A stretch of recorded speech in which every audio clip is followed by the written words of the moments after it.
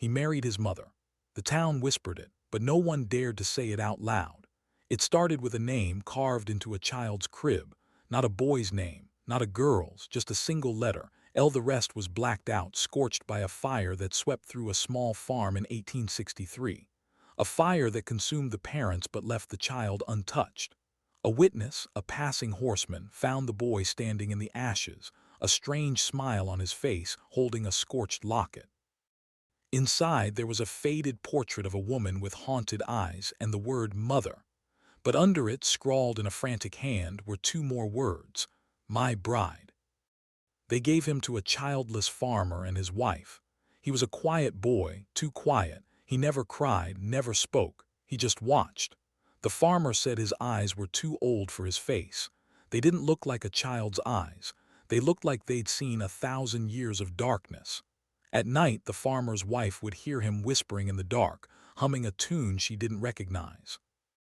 And when she peeked into his room, she'd see him holding the locket, staring at the portrait, his lips moving as if he was talking to someone who wasn't there, someone only he could see. The farmer began to notice strange things. Tools would go missing. The livestock would wake up screaming in the dead of night. His wife began to grow pale, thin. She would talk in her sleep, repeating phrases in a voice that wasn't her own. She started to wear her hair in a different style, the same style as the woman in the locket.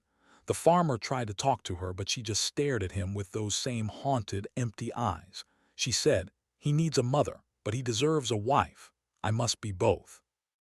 The farmer's wife died in the spring of 1869. The doctor said it was a fever, but the farmer knew better. He found her journal. The last entry was a single, terrifying sentence.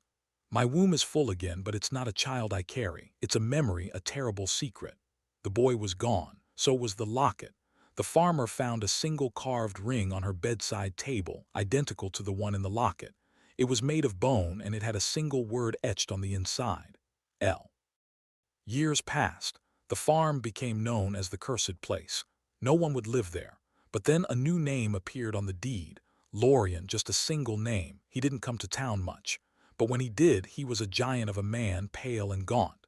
He wore a long black coat, and his eyes were always searching, never meeting anyone else's.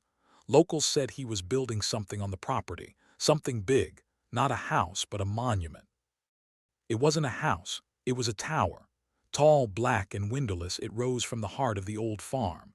Neighbors swore they could hear chanting from within, a low, guttural song that would send shivers down their spines.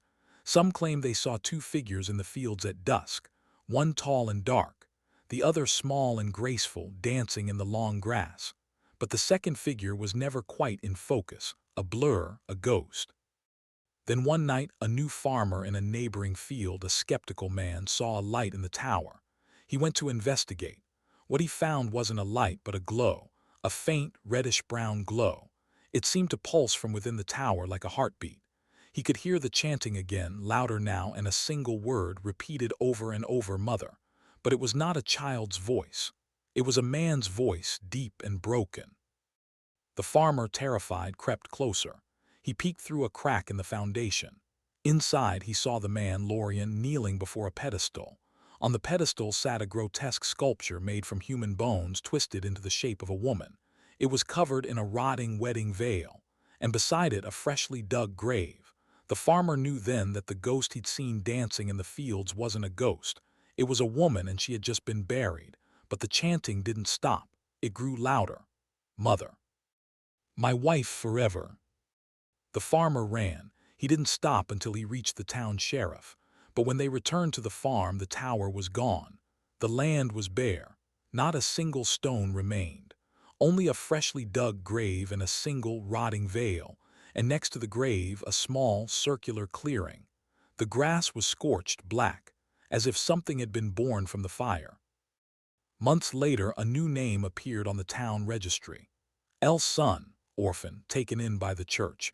He was a quiet child just like the man before him. He never spoke. But he had a single, unsettling habit. He would stare at the church's stained glass window, the one depicting the Virgin Mary, and he would whisper, not a prayer, just a single word: bride. The priest, a kind man, tried to help the boy, but L's son would refuse all food. He would only drink from a cup made of wood, a cup he had carved himself. The priest, concerned, took the cup to a local expert. The expert said the wood was ancient, petrified. It came from a tree that had been struck by lightning thunder. Eds of years ago, a tree that was on the old Lorien property. The priest began to have nightmares.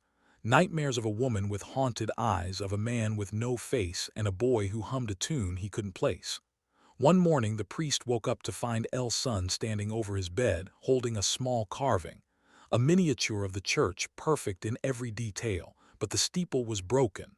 El's son smiled, a strange smile, half child, half man. The church burned to the ground that night.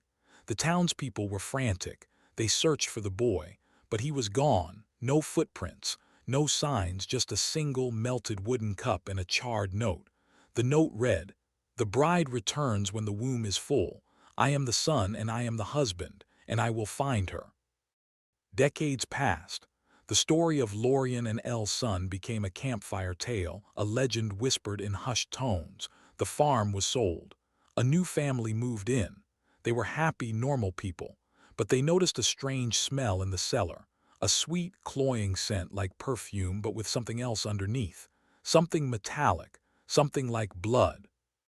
The cellar had a strange door, carved from a single piece of wood. It was locked. The family tried to open it, but the lock was old and rusted. The father, a curious man, forced it open with a pry bar. Inside, a narrow staircase spiraled downwards into a pitch-black abyss. He descended with a flashlight, his heart pounding in his chest. He found a room, a perfect circular room. The walls were covered in portraits, all of the same two people, a man and a woman. In the first portrait, the woman was a young girl and the man a boy. In the final one, they were both old, hand in hand, with a wedding band on each finger. The wedding bands were made of bone, and in every portrait their eyes were blank and their mouths were sewn shut. In the center of the room was a statue, a life-size statue carved from a single piece of wood. It was a man naked, his hands held out as if in a blessing. His face was a mask of ecstasy. The father, terrified, looked at the man's hands. One of them was clutching a locket, a rusted, scorched locket. It was the same one from the old legend, the locket that had contained a portrait of a woman and the words, "Mother, my bride." The man's body began to shimmer. A soft light, a faint reddish-brown glow, pulsed from within. The father dropped his flashlight and ran. He ran back up the stairs, slamming the door shut. He never told his family what he saw. He never spoke about it again. But at night they would hear him whispering, a low, guttural song, and a single word repeated over and over, "Mother." Years later, a historian researching local folklore stumbled upon a strange entry in a local newspaper, a marriage certificate, but there was no bride, just a groom, Lorien, and in the notes section a strange inscription, "Bride unlisted, to be determined. Bride returns when son is ready." The historian, intrigued, dug deeper. He found a series of missing person reports, all from the same area, all with the same last name, his own. The historian disappeared from his office. His notes, later found by his colleague, were a jumble of frantic scribbles, the same words repeated over and over again. The circle is unbroken, the bride is the son is the husband, and I am the next one to be wed. His last entry was a single chilling photograph, a selfie. In the background, a man with no face, a man in a long black coat. Standing behind him with its mouth sewn shut, a woman with haunting eyes and an expression of terrible joy.